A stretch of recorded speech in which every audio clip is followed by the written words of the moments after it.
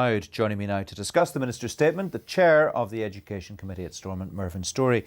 Evening to you. Thanks for joining us on the programme. Are you satisfied with the Minister's position, first of all, on the funding of small schools? Well, I think it's to be welcomed that the Minister hasn't moved according to the recommendation to remove the small schools factor. But I think what needs to be clearly identified for those teachers and schools that will be listening to the programme is that what the Minister said in a document that was released at the same time as a statement, it said, we're not removing it yet.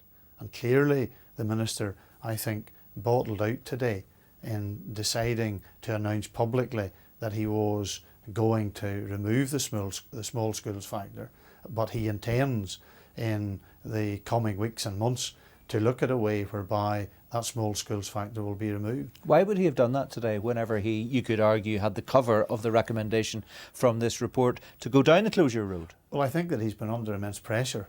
Obviously, there's huge concern around the future of small schools. And on one hand, he said that he was going to do this, wasn't going to do this in relation to removing the small schools factor. He then rejected out of hand having a small schools policy, but yet in his statement said that he was going to provide further information and criteria in relation to how you define what is a strategically important small schools. I think there was mixed messages coming out from the Minister today, because I think he's feeling the heat of the real issues around the immensity of this problem. Just to deal with one of the wider issues that the Minister touched on, and we heard him talking about it, there was quite a sharp exchange between the two of you.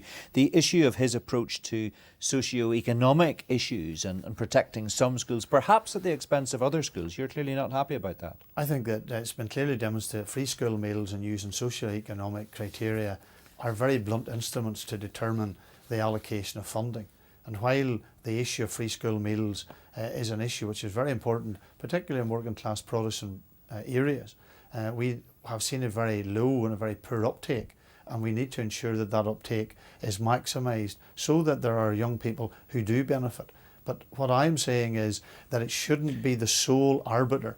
There needs to be provision for pupils on an educational basis, because there are many young people who have educational needs who fall short of the free school meals criteria and their needs are not being met. You asked him just finally, specifically, if he's going to have to rob the rich to pay for the poor, and he said if that has to be done, then we're going to do it. Did that surprise you, that response? No, it didn't, because I think that seems to be the trend of this Minister, that he is quite happy to attack the successful to benefit the unsuccessful. And I think that the Minister needs to be very clear that schools that have been financially prudent shouldn't be penalised in the process of distributing funds. OK, more anon. For now, Mervyn Storey, thank you very much indeed.